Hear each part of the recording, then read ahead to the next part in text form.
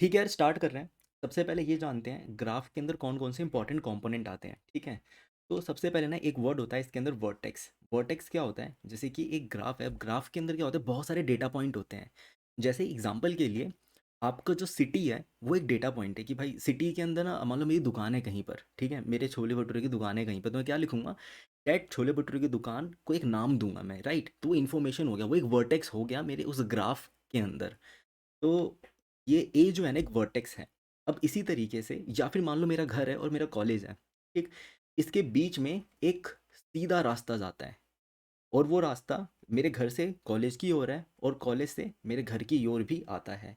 तो ये क्या कहलाएगा? ये क्या कहलाएगा? इसको हम कहेंगे एज। यानी कि अब यहाँ से दो बातें निकल कर आती है। एक तो ये, कई बार रास्ते ऐसे होते हैं जो कि होते हैं डायरेक्शनल, यानी कि वो एक ही डायरेक्शन की ओर जाते हैं। कई बार रास्ते ऐसे भी होते हैं जो होते हैं बाय डायरेक्शनल, यानी कि वो एक जगह से दूसरी पॉइंट पे भी आते हैं और उसी जगह से वापस सेम जगह पर आ जाते हैं। ठीक है, इसको कहते हैं बाय डायरेक्शनल रोड।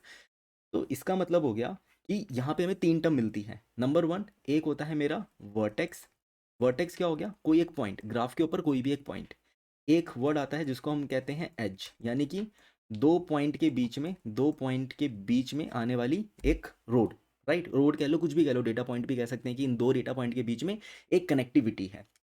अब बात करते हैं एज के बाद एक होता है हमारे पास डायरेक्शनल। डायरेक्शनल क्या होता है? डायरेक्शन मतलब कि हम हमेशा ऐसे रिप्रेजेंट करेंगे कि ए से बी डेटा पॉइंट के बीच में सिर्फ एक ही डायरेक्शन की रोड है, या फिर ए से बी के बीच में सिर्फ ये वाली रोड अवेलेबल है। इसको कहते हैं डायरेक्शनल एजेस। ठीक है, डायरेक्शनल एजेस।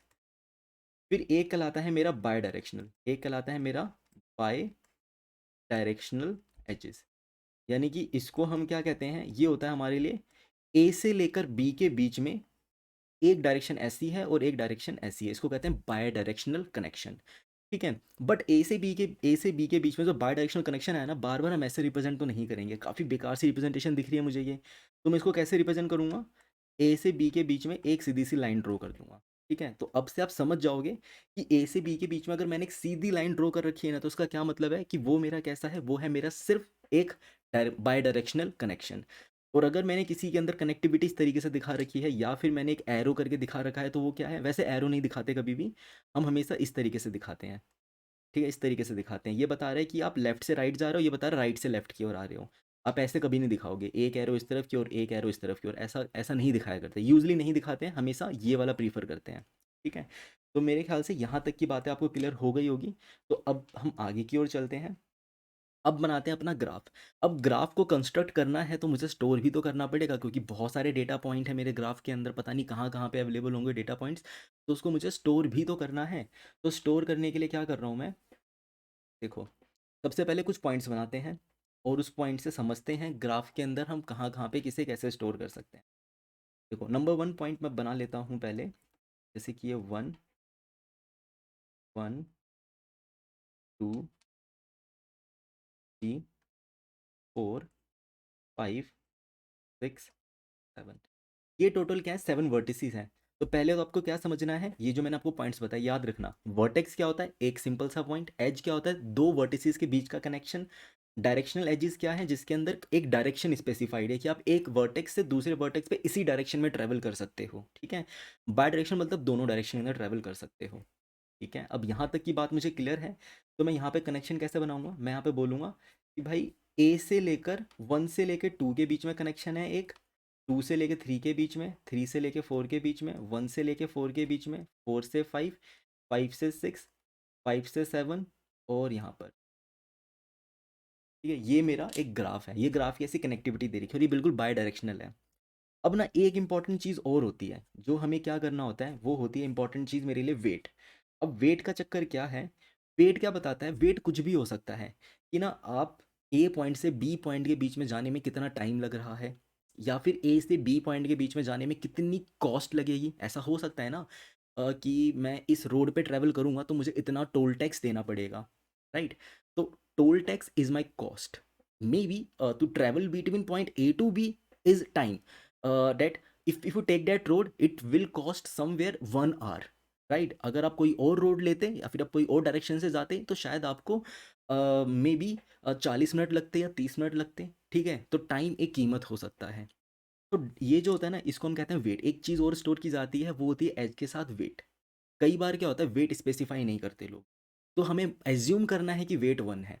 यानी कि सबसे छोटी यूनिट क्या हो सकती है वेट की? ऐसा तो नहीं हो सकता ना 0 टाइम लगेगा, ये 0 कॉस्ट होगी, तो सबसे छोटी यूनिट क्या रखेंगे हम? 1, 1 मान लेंगे उसको, तो बाय डिफ़ॉल्ट 1 एज्यूम करोगे। अगर 1 अवेलेबल नहीं, अगर वेट अवेलेबल नहीं है तो 1 एज्यूम करेंगे, अगर वेट अवेलेबल है तो हम वेट को रखेंगे। तो एक इंपॉर्टेंट चीज़ जो मुझे याद रखनी है वो होती है वेट। वेट किसकी होती है? एज के बीच की। तो ऐसे नहीं होता इस वर्टेक्स की वेट है, ठीक है, हमेशा एज की वेट दी जाएगी आपको, या फिर इस वर्टेक्स पे पहुंचने की कीमत। बट वो भी तो किसी एज को ट्रेवल करके ही आओगे ना आप। अगर आप बोल रहे हो कि इस वर्टेक्स की कीमत इतनी है, तो उस वर्टेक्स, उस एज को ट्रेवल करके आए होगे आप, राइट?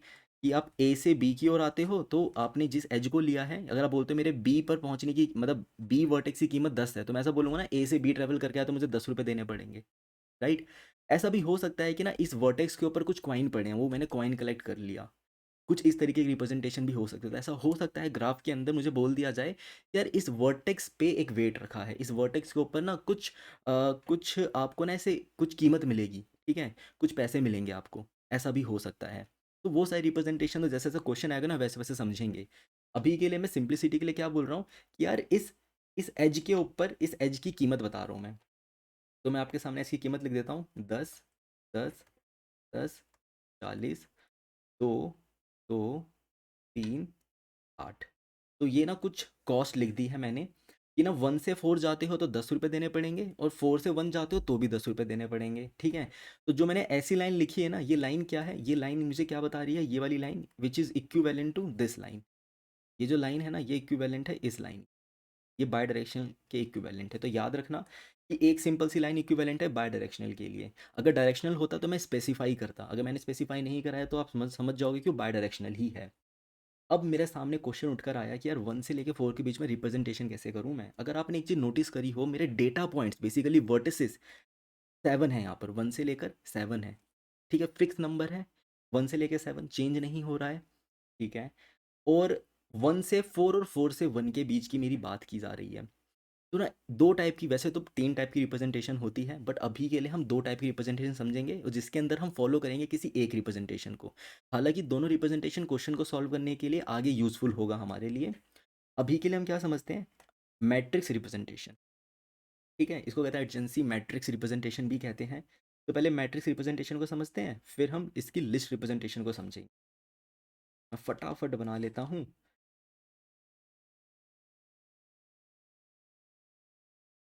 पर हम मैट्रिक्स रिप्रेजेंटेशन का ड्रॉबैक भी समझेंगे कि इसका ड्रॉबैक क्या होता है। फिर आगे ना कुछ और इंपॉर्टेंट टर्म्स आएंगे मेरे सामने, जैसे कि एक होता है डेंस ग्राफ, ठीक है, एक होता है हमारा पार्शियल ग्राफ, क्या है दोनों, स्पार्स ग्राफ भी कहते हैं, क्या है, ये सारी चीज़ें समझेंगे।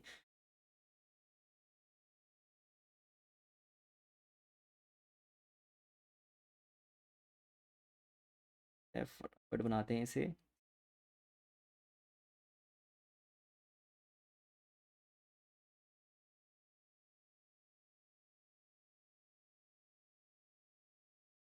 देखो ये हमारी लिस्ट रिप्रेजेंटेशन हो गई, 0 1 2 3 4 5 6 7, 0 1 2 3 4 5 6 7, ये लिस्ट रिप्रेजेंटेशन ही मैट्रिक्स रिप्रेजेंटेशन है। अब ये जो मैंने मैट्रिक्स यहाँ पे बनाया है, इसके अंदर क्या है कनेक्शन, देखो हमारे सारे डेटा पॉइंट आ गए, 1 बी है, 2 B, 3 B, 4, every data points are available in this matrix, right? अब देखो आप यहाँ पे क्या बोल सकते हो, 1 to 4 the cost is 10, and 4 to 1 के बीच में जो कॉस्ट है ना वो भी 10 है, ठीक है।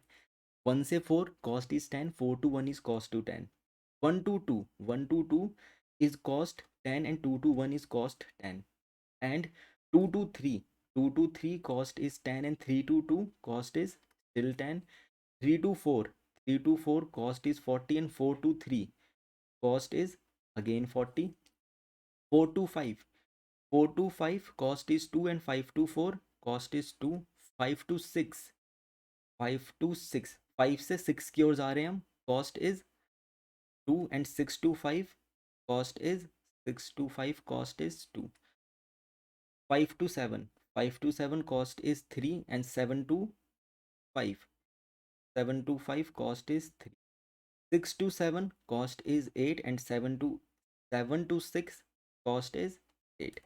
अगर आपने आप एक चीज़ नोटिस करी हो, तो ना इस वाले रिप्रेजेंटेशन को हम कहते हैं यू, इसको हम कहते हैं वी, तो जब भी मैं यहाँ पे ग्राफ की कभी भी बात करूंगा ना, मैं हमेशा आपसे बात करूंगा यू और वी के टर्म में। ये मैं प्रीवियस वाले पे लिखता हूँ, इस वाले पे लिखता हूँ यहाँ पर।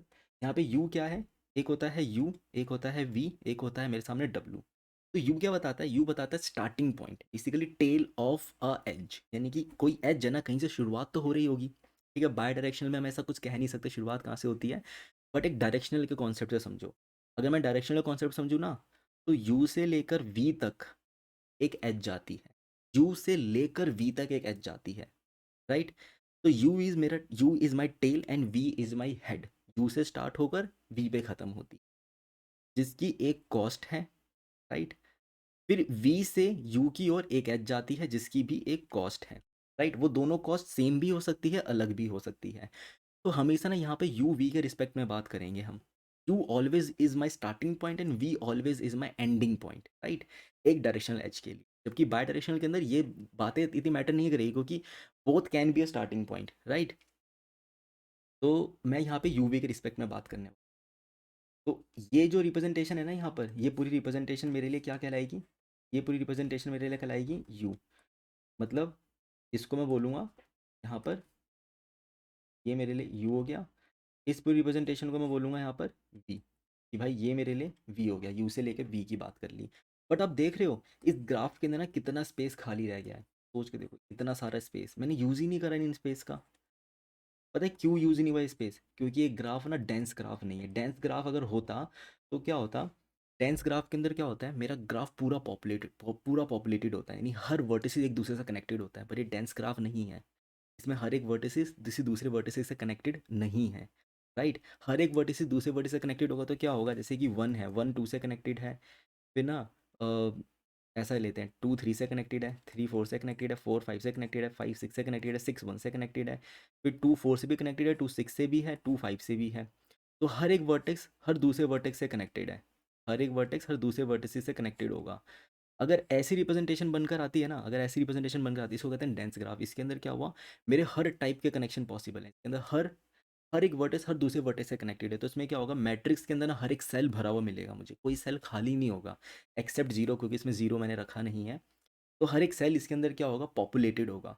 तो ये फ़र्क आ जाता है मैट्रिक्स रिप्रेजेंटेशन के अंदर। जब भी मैं किसी ग्राफ को मैट्रिक्स के तरीके से रिप्रेजेंट करता हूँ ना, तो उसमें सबसे बड़ा लॉस क्या होता है कि मेरे बहुत सारे सेल क्या हो जाते हैं, खाली हो जाते हैं, ठीक है। बट मैट्रिक्स रिप्रेजेंटेशन भी यूज़फुल है, पता होना चाहिए हमें, क्योंकि आगे जब हम क्वेश्चन सॉल्व करेंगे तो हमें मैट्रिक्स रिप्रेजेंटेशन ही मिलेगा।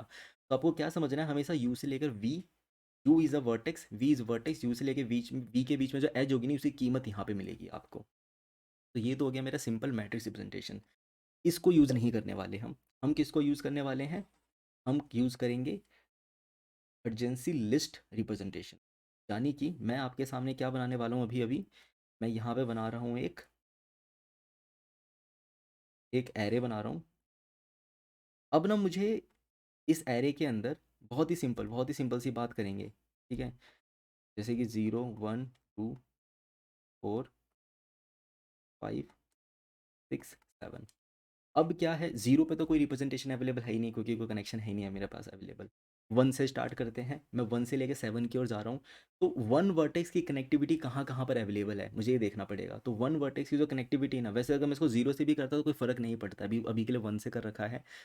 तो मैं यहाँ पे क्या क्या देखने वाला हूँ, वन वर्टेक्स से क्या होने वाला है, वन से मैं फोर की ओर जा रहा हूँ विद कॉस्ट 10। तो मैं यहाँ पे क्या करता हूँ, एक पेयर क्लास बनाता हूँ जिसको मैं बोलूँगा एज क्लास, कि भाई वन से ना फोर की ओर जा रहा हूँ ऑफ कॉस्ट 10। वन से मैं फोर की ओर जा रहा हूँ ऑफ कॉस्ट 10, ठीक। वन से टू की ओर भी जा रहा हूँ ऑफ कॉस्ट 10। अब देख रहे हो, अब मुझे वन इंडेक्स के ऊपर मैंने एक एरे तो बना दिया, जीरो से लेके सेवन, यानी आठ साइज़ का एरे बनाया। अब आठ साइज़ के एरे में ना हर एक इंडेक्स के ऊपर मुझे ये नहीं पता कितने एजेस आ सकते हैं, मैं एजेस का काउंट नहीं जानता हूँ। तो मैं क्या करूँ इस सिनेरियो के अंदर, मुझे क्या रखना पड़ेगा, एक लिस्ट रखना पड़ेगा। इधर मुझे क्या रखना पड़ेगा, एक लिस्ट। ये एक लिस्ट होनी चाहिए, list of what, list of a pair या फिर एक एज। एज क्लास के अंदर क्या रखा होगा, दो चीज़ें रखी होंगी, क्या क्या, एक रखा होगा मेरा वी, एक रखा होगा डब्लू। कि भाई यू तो मुझे पता ही है ना कि वन से स्टार्ट हो रहा है, फोर तक जा रहा है, वन से स्टार्ट होकर फोर तक जा रहा है ऑफ कॉस्ट 10, वन से स्टार्ट होकर टू तक जा रहा है ऑफ कॉस्ट 10, ये तो मुझे पता ही है। यानी कि एक बार ना थोड़ा कोड भी करते हैं साथ के साथ, ताकि आपको पता चलता रहे कि मैं क्या कहने की कोशिश कर रहा हूँ। तो मैं बोल रहा हूँ भाई, पब्लिक स्टैटिक क्लास, एक एज बनाना पड़ेगा मुझे, जिसके अंदर मैं रखूँगा एक इंट यू। दैट इज़, ये वैसे प्राइवेट होना चाहिए। प्राइवेट इसलिए क्योंकि मैं थोड़ा चाहूँगा कि यार क्लास मुझे किसी और को दिखानी पड़े। तो एक इंट यू रख लेते हैं, और एक रख लेते हैं हम वी, डब्लू सॉरी, क्या सोच रहा हूँ, वी और डब्लू। ठीक है।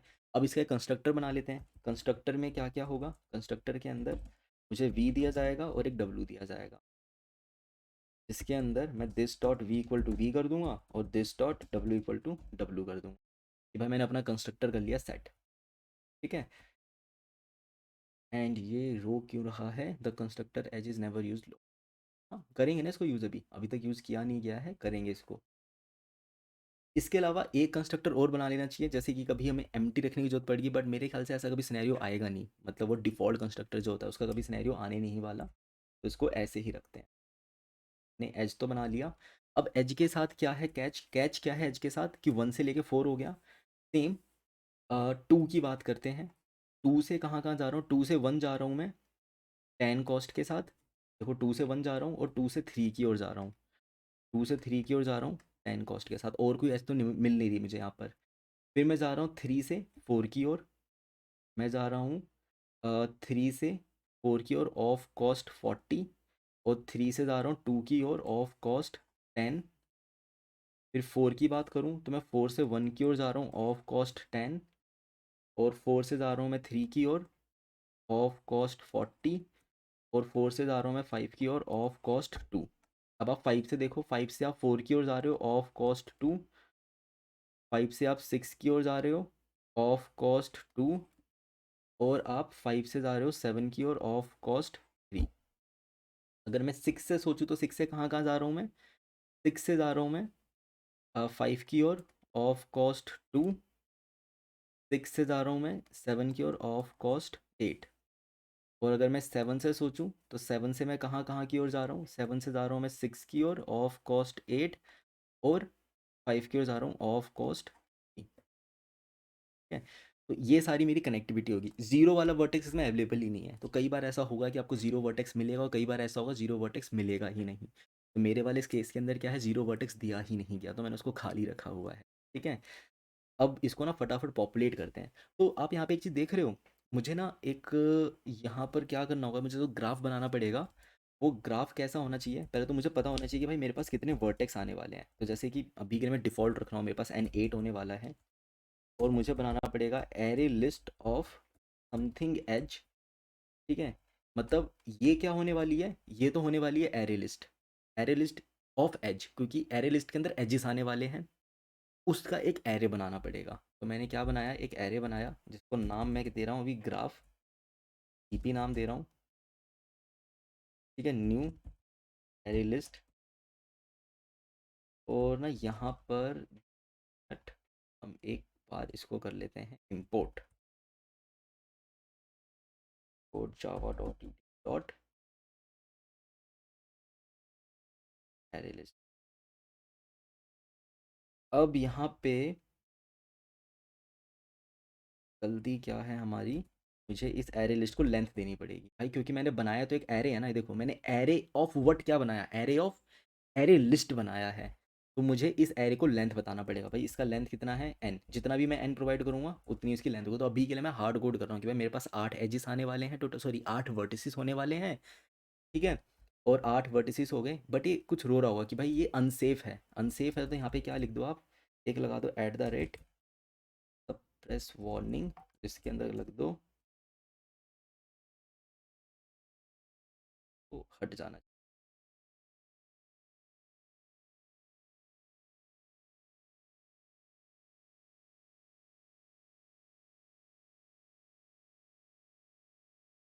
तो देख लेंगे अभी, एक बार इसको ना गूगल ही कर लेते हैं।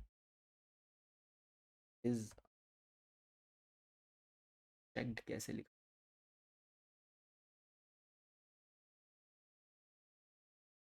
कैपिटल के साथ। सही है, अनचेक्ड, परफेक्ट है। ठीक है। अब आगे चलते हैं। अब मेरे को ग्राफ बनाना है तो मैं यहाँ पे क्या करूँगा, मैं एक और चीज़ बनाता हूँ, क्योंकि मुझे इस ग्राफ के अंदर क्या करना है, एडिशन करना है। एडिशन कैसा करना है, बार बार अगर आप देखोगे तो एडिशन कैसा होगा, मुझे ना हर एक इंडेक्स पे जाकर मुझे एरे लिस्ट में क्या ऐड करना है, एज को ऐड करना है। अब आप एक चीज़ सोच के देखो, यहाँ पर दिक्कत क्या हो रही है, यहाँ पे दिक्कत ये आ रही है कि ना हर एक इंडेक्स के ऊपर एरे लिस्ट अभी तक क्रिएट ही नहीं किया मैंने तो क्या बनाया, मैंने बनाया एक एरे बनाया, और मैंने ऐसा बोला कि ये एरे ना एरे लिस्ट का होगा, ये एरे किसका होगा, एक एरे लिस्ट का। बट क्या मैंने एरे लिस्ट को आज तक न्यू करा, मैंने तो करा ही नहीं न्यू, तो मुझे क्या करना होगा, इसको पहले न्यू करना पड़ेगा। मैं एक फोर लूप चलाऊंगा, कहाँ से लेकर कहाँ तक, int i equal to zero, i less than n तक, आई प्लस प्लस, और उसके अंदर मैं क्या करने वाला हूँ, G P of i equal to new array list कर देता हूँ।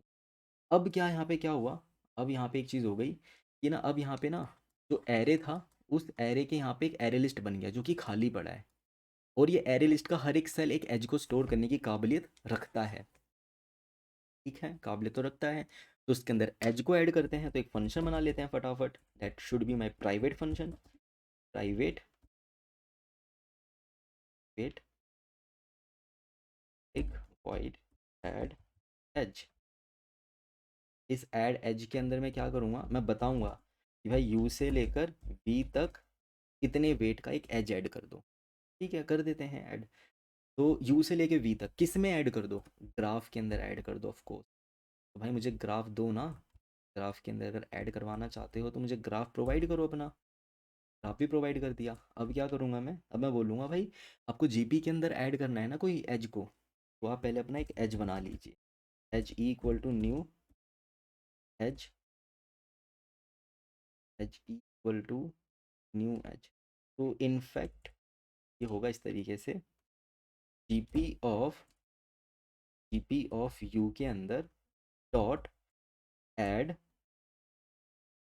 न्यू एज पी डब्ल्यू, और इसी का एक रिवर्स कर देंगे हम, इसी का एक रिवर्स भी कर देंगे वी से लेकर यू के बीच में।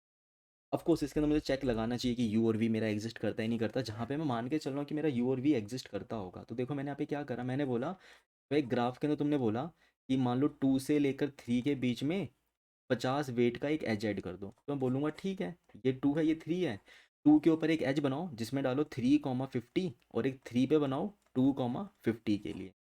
तो 2 से 3 का एक एज बना 50 वेट का, और 3 से 2 का एक एज बना 50 वेट का। वेट मेरे अलग भी हो सकते हैं, अभी के लिए मैं सेम लेके चल रहा हूँ। तो मुझे ऐड एज करना आ गया। अगर मुझे ऐड एज करना आ चुका है तो मैं फटाफट उस एज को क्रिएट कर लेता हूँ। ठीक है, तो मैं इसको लिख लेता हूँ, क्या करूँगा, मैं बोलूँगा भाई ठीक है, तो अपना ऐड एज करते हैं। Add edge will be E P comma 1 to 2 weight 10,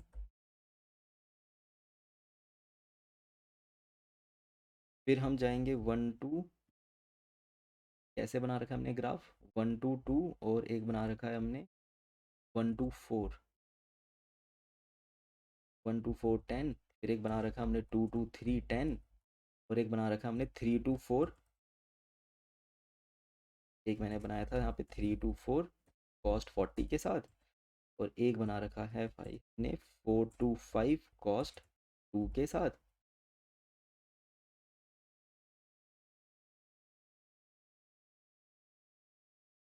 4 to 5 के बाद 5 to 6 cost 2, 5 to 6 cost 2, 5 to 7 cost 3, और 6 to 7 कॉस्ट 8। हमने सारे एजेस ऐड कर दिए। अब आपने जो ग्राफ के अंदर देखा है ना, जो नंबर ऑफ वर्टिसेस होता है, क्योंकि मुझे इसकी टाइम कॉम्प्लेक्सिटी भी देखनी पड़ेगी है ना, तो टाइम कॉम्प्लेक्सिटी के लिए क्या होता है, V represent number of vertices और E represent number of edges.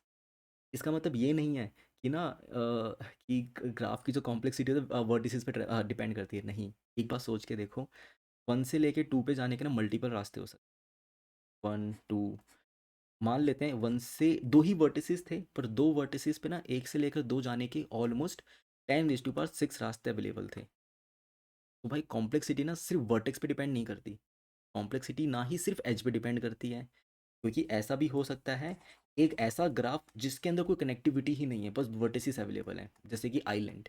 समुद्र के अंदर बहुत सारे आइलैंड है और कोई आइलैंड किसी आइलैंड से कनेक्टेड नहीं, वो हर एक आइलैंड अपने आप में क्या है, एक वर्टेक्स है। तो ऐसा भी हो सकता है कि मेरा वर्टेक्स डोमिनेंट हो जाए, ऐसा भी हो सकता है मेरा एज डोमिनेंट हो जाए, क्योंकि एक दो आइलैंड के बीच में मल्टीपल कनेक्टिविटी हो सकती है, प्लेन से जा सकता है, हेलीकॉप्टर से जा सकता है, प्राइवेट जेट से जा सकता है, बहुत सारी कनेक्टिविटी हो सकती है और हर एक कनेक्टिविटी का कॉस्ट है। ठीक है। तो जो कॉम्प्लेक्सिटी होती है ना ग्राफ के अंदर, वो वी और ई के टर्म में बताई जाती है, ऐसे V plus E type, E plus या वी लॉग ई टाइप करके कॉम्प्लेक्सिटी, या फिर V E square type complexity बताई जाती है, वो देखेंगे। पर याद रखना ग्राफ के अंदर कॉम्प्लेक्सिटी ना वी और ई के रिस्पेक्ट में ही बताई जाएगी आपको हमेशा। तो भाई हमने ग्राफ तो है बना लिया, ये हमारा ग्राफ हो गया क्रिएट। अब जानना ये है कि ये ग्राफ ना चलता भी है नहीं चलता, उसके लिए मुझे डिस्प्ले करके देखना होगा। पहले तो ना उसको कंपाइल करके देख लेता हूँ।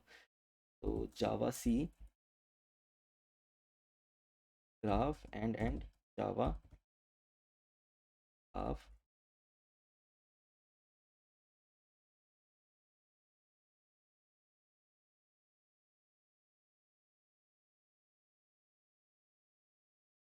वो सेमीकोलन नहीं आए।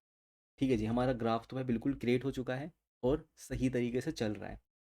अब ना इसको मुझे डिस्प्ले करके देखना है, जो कि हम करके देखेंगे नेक्स्ट वीडियो के अंदर। इस वाली वीडियो के अंदर यहाँ पे मैंने आपको सिर्फ ग्राफ कंस्ट्रक्ट करना सिखाया, थोड़ी बहुत ग्राफ की थ्योरी सिखाई, ग्राफ थ्योरी, ग्राफ का कंस्ट्रक्शन सिखा दिया मैंने आपको। और मैंने आपको क्या सिखाया, साथ के साथ मैंने आपको ये भी बताया कि जो ग्राफ है ना, उसके अंदर किस तरीके से एज को ऐड किया जाता है, और कॉम्प्लेक्सिटी बारे में थोड़ी सी बात करी। ठीक है। तो नेक्स्ट वीडियो के अंदर इसका डिस्प्ले देखेंगे और कुछ क्वेश्चंस देखेंगे इसका। मिलते हैं नेक्स्ट वीडियो।